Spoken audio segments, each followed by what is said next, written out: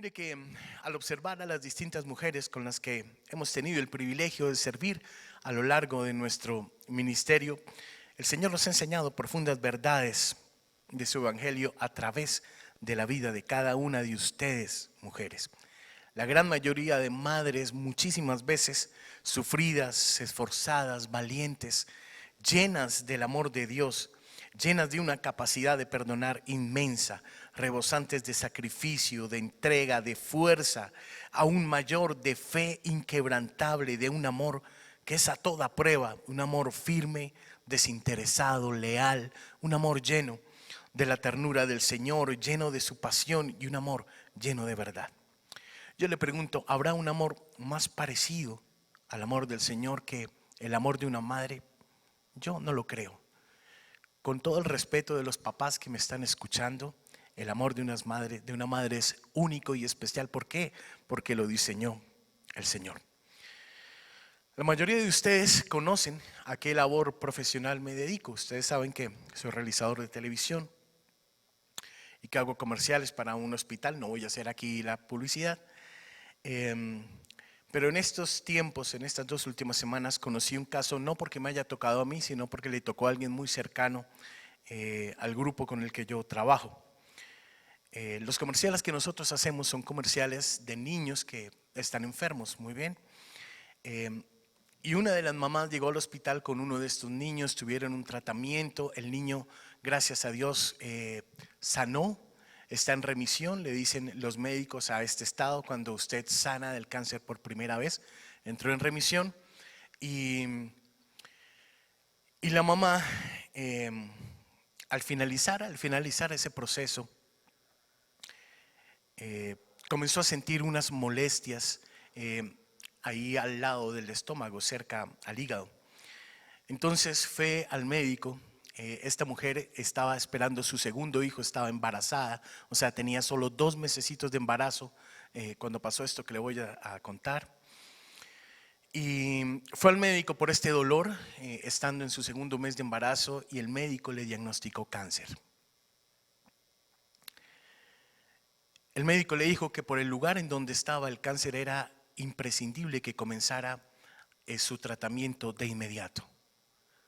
Tratamiento que usted sabe que viene con quimioterapia, radioterapia, así que es muy agresivo para el cuerpo humano.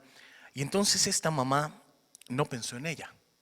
Esta mamá en lo primero que pensó fue en su hijo, que apenas tenía 2 meses en el vientre de su madre, y pensó únicamente en él y se negó a recibir el tratamiento. Durante todos esos 6 meses siguientes fue un embarazo bastante difícil, pero su hijo estaba sano. En el 8º mes le practicaron nuevamente un examen a esta mujer de 25 años, solo tenía 25 años. Y cuando le practicaron el examen, ahí en el 8º mes, los médicos le dijeron, como no te hiciste el tratamiento, cuando nosotros te lo formulamos, como no renunciaste a tu embarazo y no renunciaste a ese hijo, pues el cáncer hizo metástasis y ya no podemos hacer nada por ti. Y entonces esta mujer voltea su rostro hacia el médico y le dice, no importa, no voy a ver crecer a mi bebé,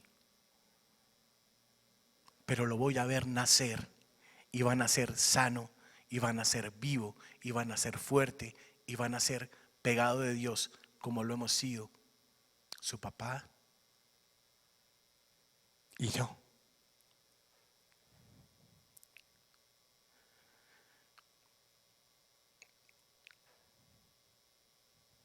No conozco mayor entrega que la de una mamá que da su vida por su hijo sin importarle nada. Porque una mamá en todo momento puede arriesgar su vida con tal de que su hijo esté a salvo. Una mamá se le puede tirar a un tren para salvar a su hijo. Una mamá se puede enfrentar a un ejército solo para salvar a su hijo. Él es el único. Él es el suficiente. Él es el verdadero. Mire que cuando, no sé si usted conoce, pero el cuerpo humano está diseñado para soportar 45 unidades de dolor.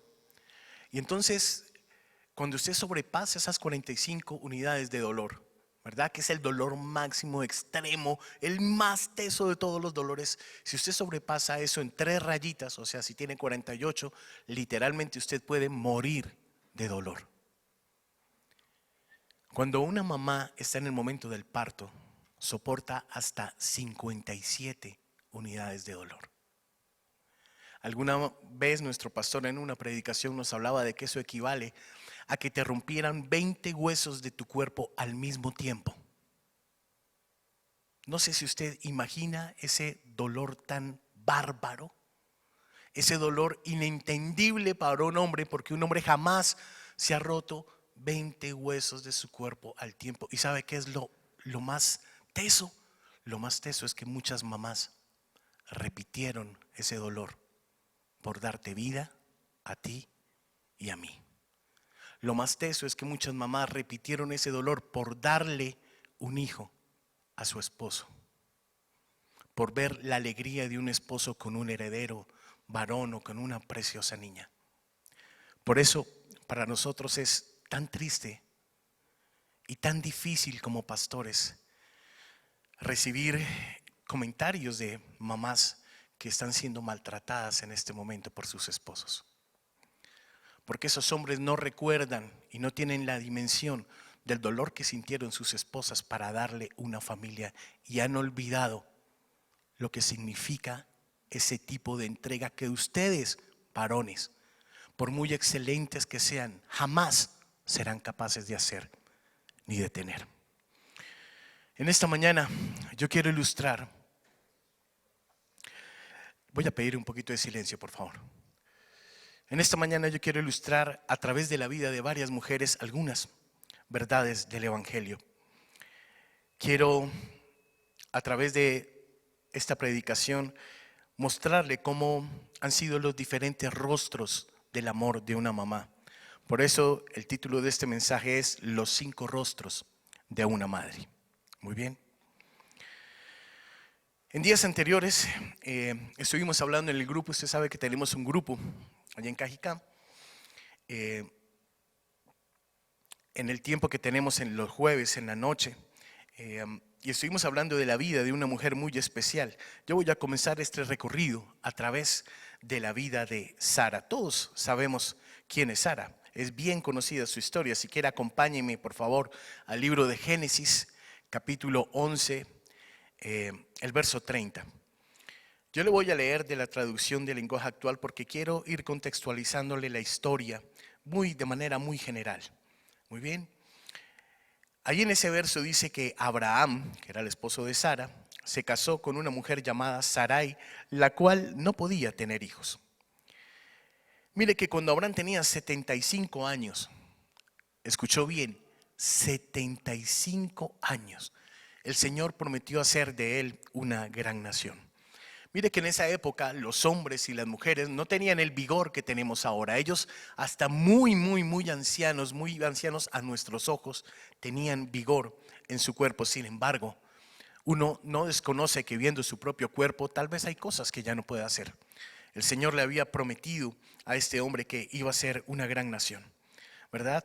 En Génesis 12, del 1 al 4, está esa promesa de parte del Señor. Y a pesar de que él y Sarai no habían podido tener hijos, Dios le prometió un hijo y descendientes tan numerosos como las estrellas del cielo. Imagínense que Abraham y Sara esperaron 15 largos años antes de que el Señor renovara su promesa. Es decir, ¿hasta cuántos? 75 y 15, los 90, ¿verdad? Y 10 años más tuvieron que esperar para que el Señor cumpliera la promesa dándole a Sara un hijo que se llamaba Isaac. Es decir, ellos esperaron esta promesa por 25 años. Sara esperó por ese hijo. Cuando uno es niño y los papás le dicen, si te portas bien, a mí me dijeron eso muchas veces, si te portas bien, a fin de bimestre te voy a dar tal cosa. Y entonces usted afanosamente espera tal cosa, y si esa cosa no llega, usted ¿qué hace? Usted reclama, ¿cierto? Usted dice, uy, pero ¿cómo así? Si tú me prometiste que me ibas a dar esto, me prometiste que me ibas a dar lo otro, ahora imagínese la vida de esta mujer esperando 25 años. Es que no fue poco. 25 años. Muchos de los muchachos que están aquí ni siquiera han tenido esa edad. Ni siquiera han llegado a esa edad. Muchos de ustedes son más jóvenes, casi todos. Como el guitar. 25 años esta mujer tuvo que esperar. A todas las mamás que me están viendo, yo le voy a pedir que en este momento usted mire a sus hijos, mire al hijo que Dios le dio.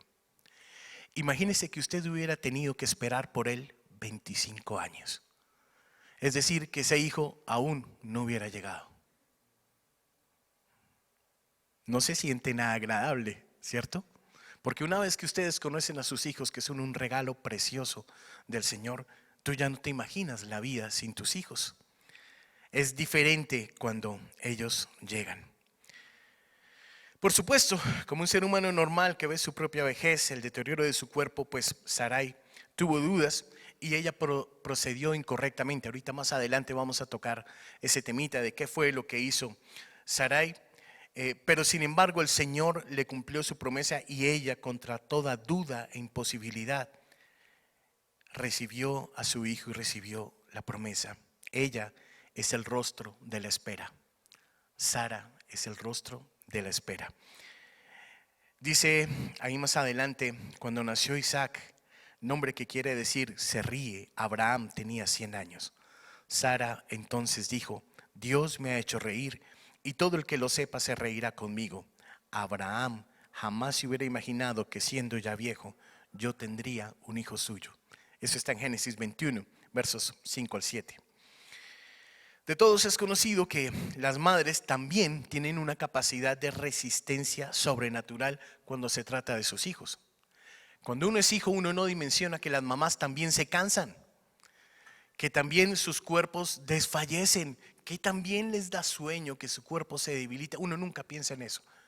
Y entonces los hijos, especialmente cuando son pequeños, tienen extra pila, vienen con doble carga de Energizer, ¿verdad? Y la mamá siempre está pendiente de todas las cosas.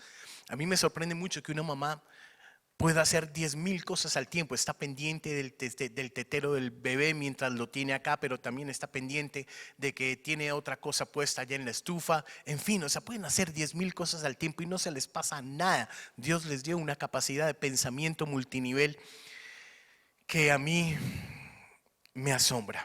Muy bien. Para hablar de esa resistencia de la madre que resiste, y continuando en esta línea, voy a pedirle que vaya conmigo al libro del Génesis, capítulo 16, al verso número 15. Dice la palabra que cuando Abraham tenía 86 años, nació el hijo que tuvo con Agar. Ya le voy a contar quién era Agar. Y Abraham le puso por nombre Ismael. Para no alargarle la historia, usted sabe que Sara estaba muy impaciente por la llegada del hijo de su promesa y tal vez pensó que pidiéndole a Abraham que se llegara a su criada Agar, es decir, que tuviera relaciones sexuales con ella, esa sería la manera perfecta de cumplir la promesa y de darle un hijo y darle descendencia a su esposo. Y eso lo hizo no porque sí, no fue un capricho. Lo que sucede es que en el Medio Oriente era un símbolo de vergüenza familiar el no poder concebir un hijo. Entonces las mujeres que no podían tenerlos, las mujeres estériles, acostumbraban practicar el permitir que sus esposos tuvieran relaciones sexuales con una criada que ellas mismas elegían. Y una vez que la criada daba luz, entonces ellas tomaban al bebé como hijo propio y la vergüenza era quitada de su familia. Una vez que Agar dio luz a su hijo Ismael, pues por supuesto comenzaron los problemas con Sara, que se comenzó a sentir celosa de su esclava. Era una mujer mucho más joven, una mujer atractiva. Y si usted lee con detenimiento la historia, verá que finalmente Agar fue expulsada al desierto por Abraham a los pocos años de que su hijo Isaac nació. Imagínese lo que significaba para Sara ver, después de que ella era la que tenía la promesa, ver que el hijo de su criada llegó primero que el hijo de su promesa. Eso no es fácil de asumir. Cuando usted tiene dos hijos y a uno le da el regalo y al otro no le da regalo, el que no tiene regalo comienza a sentir inevitablemente celos, comienza a reclamarle, comienza a hacer todo tipo de cosas para que también él pueda ser bendecido. En Génesis 21, del 14 al 21, se lo voy a leer, lo dice de la siguiente manera. Dice: el día siguiente, muy temprano, Abraham tomó pan y se lo dio a Agar. También tomó una bolsa de cuero con agua, se la puso a ella en el hombro y la despidió junto al niño. Agar se fue en dirección al desierto de Berseba y allí se perdió. Cuando se le acabó el agua, acostó al niño bajo un arbusto. Como no quería verlo morir, se apartó de él y fue a sentarse, no muy lejos de allí. Mientras estaba sentada, se echó a llorar. Verso 17. Dios oyó los gritos del niño y llamó a Agar desde el cielo y le dijo: ¿qué te pasa, Agar? No tengas miedo, ya escuché los gritos del niño. Anda, levántalo y tómalo de la mano. No morirá, pues sus descendientes llegarán a ser una gran nación.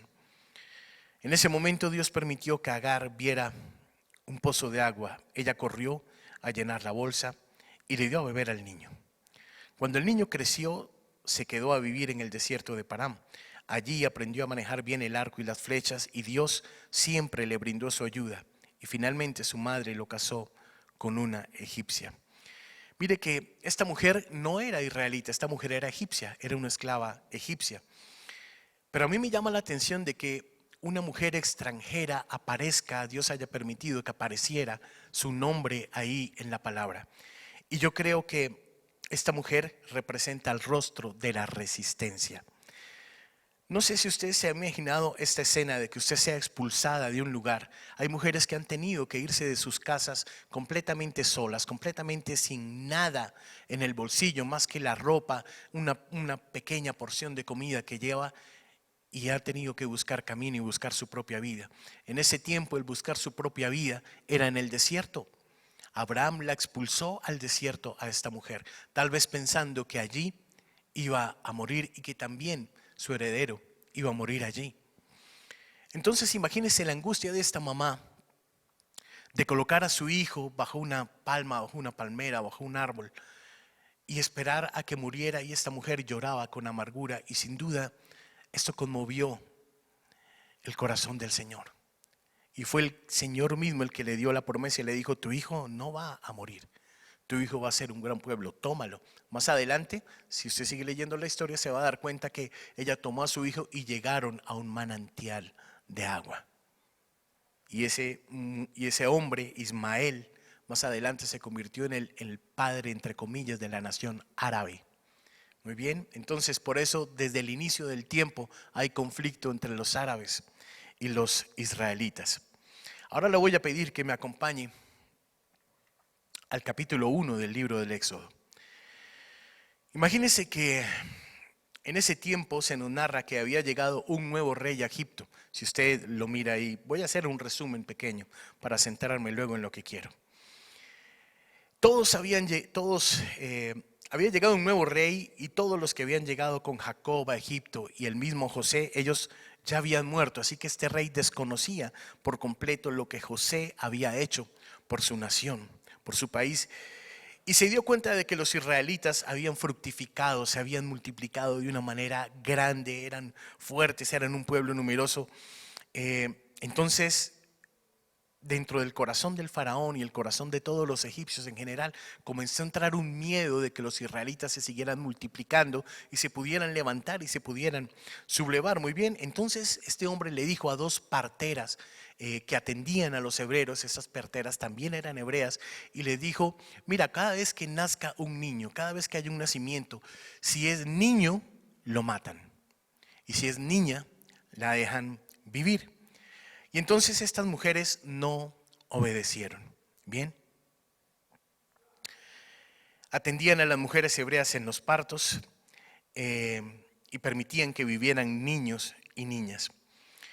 Jocabet, que es la persona de la que le voy a hablar ahora, era la mamá de Moisés.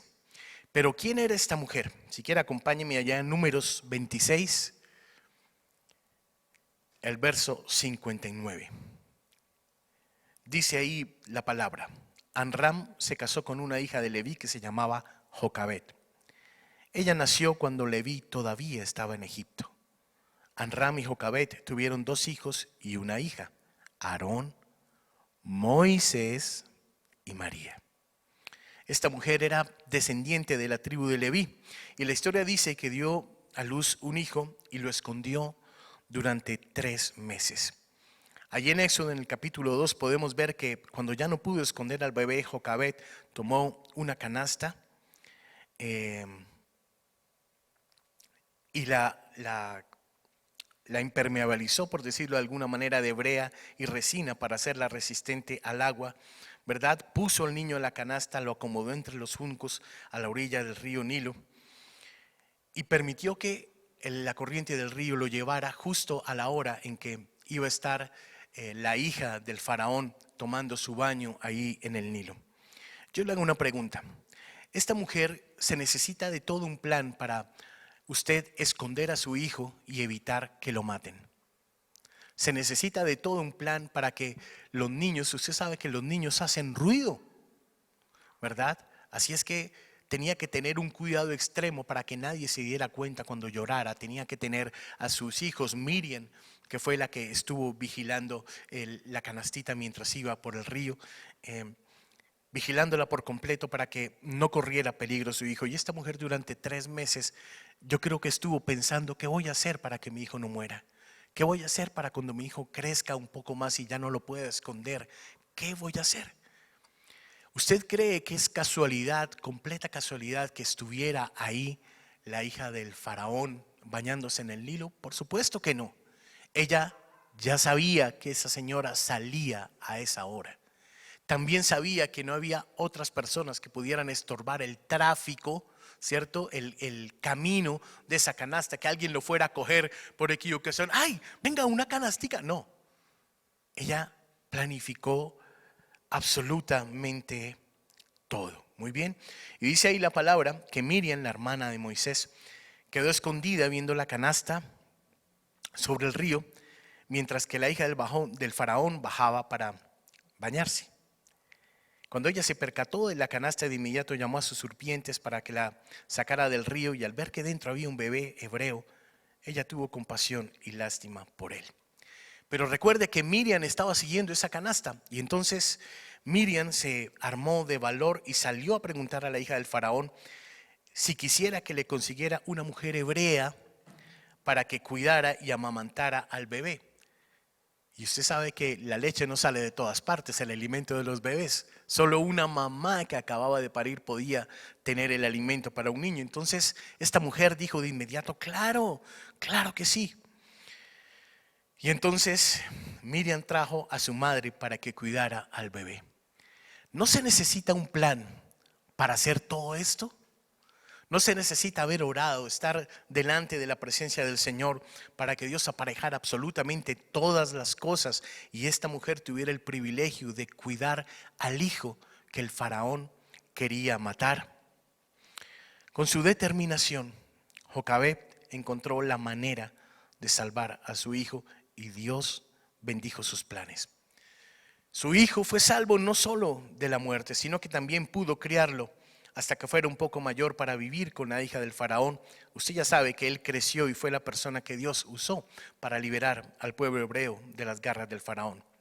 Esta mujer, Jocabet, representa el rostro de la planificación. Entonces, hasta aquí hemos visto 3 rostros. El primero, en la vida de Sara, el rostro de la mujer que espera la promesa. El segundo, a través de la vida de Agar, el rostro de la resistencia. Y el tercero, a través de la vida de Jocabet, el rostro de la planificación. Y ahora le voy a pedir que nos acompañe al libro de Primera de Samuel. En Primera de Samuel, en el verso 1, nos habla de un hombre llamado Elcana que tenía 2 esposas, Penina, con quien tenía varios hijos, y Ana, que era la que más amaba. Eso era notorio en todo lo que hacía por ella. Si usted lee ese capítulo, ahí se va a dar cuenta que cada vez que salían a festividades, a sacrificios, Elcana traía una porción de lo que había en el sacrificio para Penina y para sus hijos, que era la otra esposa, y una porción grande para Ana, y decía ahí que la amaba profundamente y la amaba más que a todas las cosas. Ahí en 1 Samuel, el verso 6 y 7 dice: como Ana no tenía hijos, Penina se burlaba de ella. Tanto la molestaba que Ana lloraba mucho y ni comer quería. Todos los años cuando iban al santuario, Penina la trataba así. O sea, esto era algo repetitivo. Era repetitiva esa opresión continua y la burla, porque Ana era la preferida de su esposo, pero no podía tener hijos. Y entonces dice la palabra que Elcana, su esposo, se daba cuenta de todo esto y él intentaba consolarla, pero era en vano. Entonces Ana tomó una decisión, y la decisión fue ir al templo y poner su situación delante de aquel que todo lo puede. En el mismo capítulo, en el verso 9 al 11, muy bien, ahí en 1 Samuel capítulo 1, lo dice de esta manera. Dice que Ana dejó de comer, se levantó y se fue a orar al santuario. El sacerdote Elí estaba allí sentado junto a la puerta. Ana estaba tan triste que no dejaba de llorar. Por eso oró a Dios y le hizo esta promesa: Dios Todopoderoso, yo soy tu humilde servidora. Mira lo triste que estoy. Date cuenta de lo mucho que sufro. No te olvides de mí. Si me das un hijo, yo te lo entregaré para que te sirva solo a ti todos los días de su vida. Como prueba de que te pertenece, él nunca se cortará el cabello. Tiempo después, Elcana y Ana tuvieron un bebé, y ese bebé se llama Samuel, uno de los grandes profetas que están contenidos allí en la palabra del Señor, un hombre usado por Dios desde muy joven. Cuando nació el niño, Samuel significa porque Dios contestó la oración, y cuando nació el niño, ella no fue a llevarlo al templo de inmediato, sino que le dijo a su marido: déjame alimentarlo, y cuando él pueda comer solo, yo misma voy a entregarlo al templo. Y así lo hizo, tal y como le había prometido al Señor. Cuando el niño ya pudo comer solo, ella fue y lo presentó al templo. Ahí en 1 Samuel capítulo 2, le voy a leer el canto de esta mujer. Los versos del 1 al 10 lo dice de la siguiente manera: entonces Ana dedicó a Dios este canto. Dios me ha hecho muy feliz. Dios me ha dado muchas fuerzas. Puedo taparles la boca a mis enemigos y estoy feliz porque Dios me ha salvado. Nuestro Dios es único y nadie se le compara. No hay quien pueda protegernos como nos protege nuestro Dios. Cállense, no sean tan orgullosos, no hablen como la gente presumida. Dios nos conoce muy bien, sabe cuando hacemos lo bueno y cuando hacemos lo malo. Dios quita poder a los poderosos y da fuerza a los débiles. A los que antes tenían mucha comida, Dios los hace trabajar para ganarse el pan. A los que siempre tenían hambre, hoy los tiene bien alimentados. La mujer que no tenía hijos ahora es madre de muchos. La que tenía muchos hijos ahora no tiene ninguno. Dios nos da la vida y nos trae la muerte. Dios nos hace ricos y nos hace pobres, nos humilla, nos exalta. Dios saca del basurero al pobre y lo hace reinar entre príncipes. Dios es dueño de todo el universo. Dios protege a quienes lo obedecen, pero los rebeldes mueren angustiados y de nada les sirve su fuerza. Dios destruye a sus enemigos desde el cielo, lanza truenos contra ellos. Dios es juez de todo el mundo. Al que Él pone como rey le da riqueza y le da poder. Ana representa el rostro de la madre que cumple las promesas que hace al Señor. No sé si usted conoce a personas que prometen mucho pero cumplen poco. En parte es parte de la naturaleza humana. Cuando estamos en medio de una dificultad, cuando estamos en medio de un problema, acostumbramos a prometer muchísimas cosas que ni siquiera sabemos si podemos cumplir. Pero esta mujer le entregó al Señor el anhelo de su vida, porque el anhelo de su vida era tener un hijo.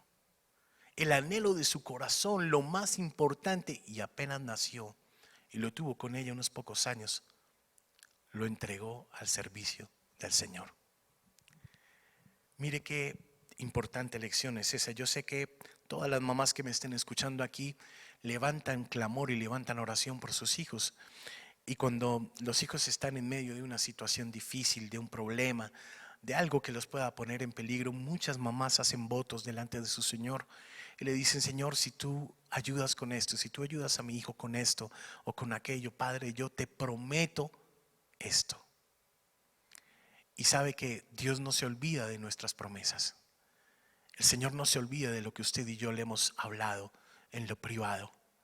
El Señor no se olvida de lo que le prometimos en medio de las lágrimas y espera que cuando llegue su bendición tengamos la entereza de poder cumplir las promesas que le hemos hecho. La vida de esta mujer a mí me ha hablado particularmente porque es que era una mujer que vivía atormentada. Se ha dado cuenta que Sara estuvo atormentada mucho tiempo por Agar, por el hijo de Agar, ¿verdad? Ella vivía en amargura. Se ha dado cuenta que Agar vivió en amargura porque fue expulsada. Y se ha dado cuenta que Ana vivió en amargura porque no podía tener hijo y había alguien que la estaba oprimiendo. Y yo sé que en esta mañana hay muchas de ustedes, mujeres que me están escuchando, que aunque estén en una situación distinta, también están en amargura por X o por Y motivo. Muy bien. Mire que el comportamiento del Cana, conociendo la amargura de su esposa, fue un comportamiento ejemplar. Él sabía de esto que estaba hablándole Penina, que era su primera esposa, a Ana, y que la tenía oprobiada todo el tiempo, sacándole en cara que no podía tener hijos. Él conocía esa amargura y la conocía y obró para, en lo que estuviera en sus manos, hacer todo lo posible para que su esposa, la esposa que amaba, no sintiera amargura. Ahora yo le pregunto a usted que me está escuchando, varón, ¿usted está obrando de la misma manera que este hombre? ¿Usted ha visto a su esposa llorar, a su esposa quebrantarse y se ha quedado indiferente frente a eso? ¿Ha sido su mano la mano de la caricia o ha sido su mano la mano del golpe? ¿Ha golpeado a su esposa, a sus hijos con su boca, con su lengua, con sus palabras? Si usted ha hecho eso, querido hermano, yo le invito a que reflexione en lo siguiente. La palabra de Dios dice que cuando nosotros lastimamos a la mujer que Dios nos ha dado por compañera y por ayuda idónea, nuestras oraciones no van a llegar al cielo. Así es que si usted está pasando por un momento de esos, varón, y usted tiene la conciencia de que está obrando en contra de la palabra del Señor, yo le invito a que recomponga su camino y vuelva al camino que el Señor le está indicando. Porque si usted no lo hace, después no se pregunte, no venga a levantar manos y sacrificios delante del Señor para que lo ayude en su trabajo, en sus finanzas, en todas las cosas. ¿Y sabe por qué? Porque usted primero no ha corregido lo que tiene que corregir. Y eso es a tratar a su esposa con la dignidad que Dios le ha dado. Por último, quiero hablarle, por supuesto, de una mujer que todos nosotros conocemos y es María, la madre del Señor Jesús. De todas las mujeres extraordinarias en la Escritura, ella se eleva como la más bendecida. Y sabe que no es porque ella haya hecho grandes cosas delante del Señor, no. Se eleva como la más bendecida porque fue la favorecida por Dios para traer al Rey de Reyes y al Señor de Señores. Ella fue a quien Dios en su soberanía absoluta eligió entre todas las mujeres que alguna vez hayan nacido para ser instrumento singular para traer al Mesías de este mundo. María misma testificó que todas las generaciones la reconocerían como profundamente bendecida por Dios. Si usted lo quiere mirar, eso está en Lucas 1, verso 48. Y esto no fue porque ella creyera ser algún tipo de superhumano piadoso, sino porque le fue dada esa gracia y ese privilegio. Mire que aún en medio de esto, algo que me llama la atención de la vida de María es que después de que el Señor mismo se le aparece, yo le pido que usted se ponga un segundo en los zapatos de esta mujer. Si Dios mismo se le aparece a usted y le dice: tú vas a tener en tu vientre al Salvador del mundo, al Rey de Reyes. ¿Usted qué sentiría dentro? Yo creo que uno sentiría temor, ¿verdad? Uno sentiría un temor reverente, impresionante, pero algo allá dentro de uno podría decir, ay, gracias, Señor, yo sabía, es que yo me he portado bien. Pero ella no hizo nada de esto. Esta mujer se dedicó a exaltar a Dios, lo alabó, alabó su gloria, alabó su majestad y de manera reiterada reconocía su propia humildad delante del Señor. Ella no hizo ningún tipo de ostentación de lo bueno que era, sino que elogió al Señor por sus atributos, proclamándolo como el único y supremo Señor, por su poder, por su misericordia y por su santidad. Ella libremente confesó todo lo que el Señor hizo por ella y toda su alabanza fue para el Señor. Mire cómo lo dice en Lucas 1, del verso 43 al 53, 46, perdóneme. Al examinar esto, no recordaba yo las palabras de María, no recordaba yo algunas palabras. No es común que prediquemos sobre esto, pero mire esas palabras tan hermosas. María respondió, verso 46, le doy gracias a Dios con todo mi corazón y estoy alegre porque Él es mi Salvador. Dios tiene especial cuidado de mí, que soy su humilde esclava. Desde ahora todos me dirán, María, Dios te ha bendecido. El Dios Todopoderoso ha hecho grandes cosas conmigo. Su nombre es santo. Él nunca deja de amar a todos los que lo adoran. Dios actúa con poder y hace huir a los orgullosos. Quita a los poderosos de sus tronos y da poder a los pobres.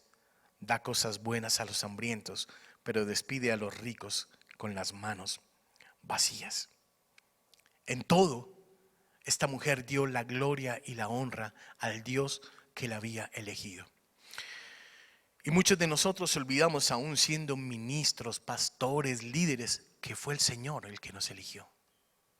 No nos eligió porque seamos excelentes, no nos eligió por los grandes dones, no nos eligió por nada de eso. ¿Sabe por qué? Porque los dones que cada uno de nosotros tiene no son nuestros, son del Señor.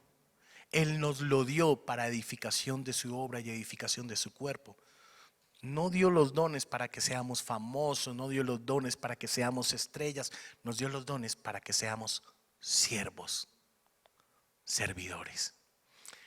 Hay un letrero que tal vez usted no ha visto o no lo tiene presente porque está ahí en su casa, pero ahí en la parte de atrás dice: siervos de Dios. Si alguno me sirviere, mi Padre le honrará. ¿Qué mayor honra tuvo esta mujer? María no venía de una mujer, de una familia pudiente. Su familia era una familia muy humilde. Nazaret era una aldea muy humilde. Pero Dios la eligió.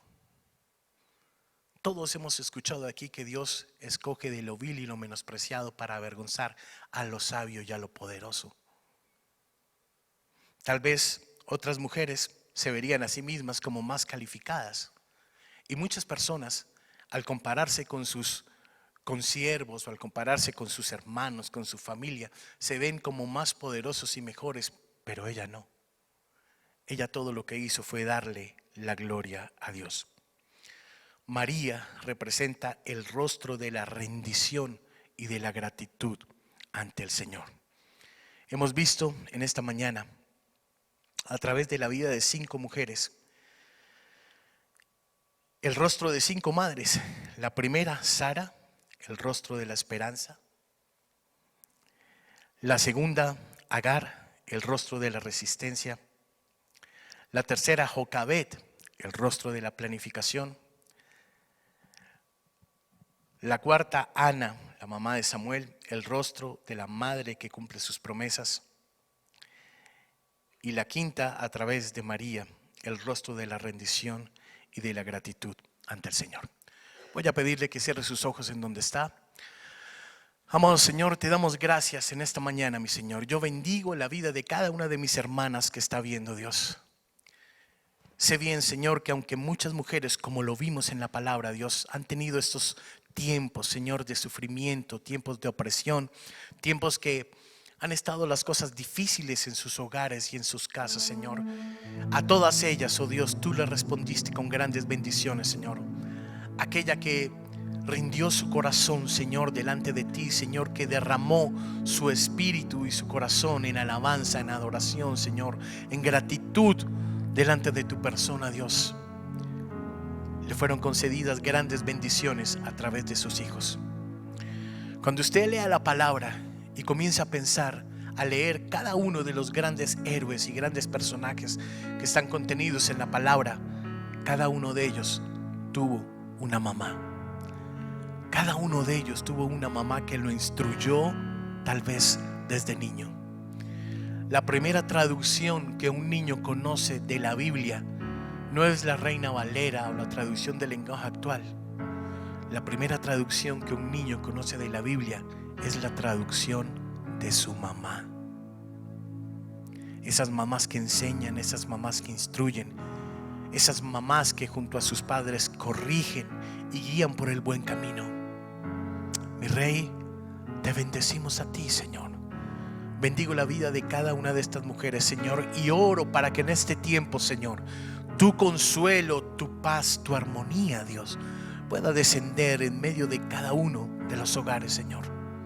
Oro, Espíritu Santo de Dios, para que tu poder, Señor, se mueva, Dios, en medio, Dios, de cada matrimonio, en medio de los hijos, Señor.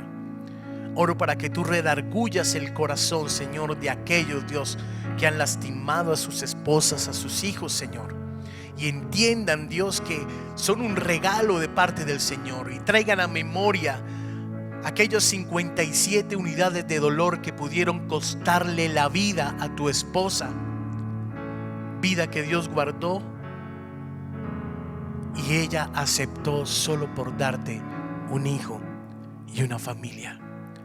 Oro, Señor, para que nunca jamás dejemos de valorar ni los hijos a las mamás, ni los padres a las preciosas ayudas idóneas que nos ha regalado el Señor para cuidar, para proteger, para amar, para proveer, para abrazar. Te bendigo a ti, mi Rey, y en tu nombre, Señor, bendigo la vida de cada familia que está oyendo en esta hora, Señor. En tu nombre hemos orado, mi Rey. Amén y amén. Amén, hermanos. Les bendigo.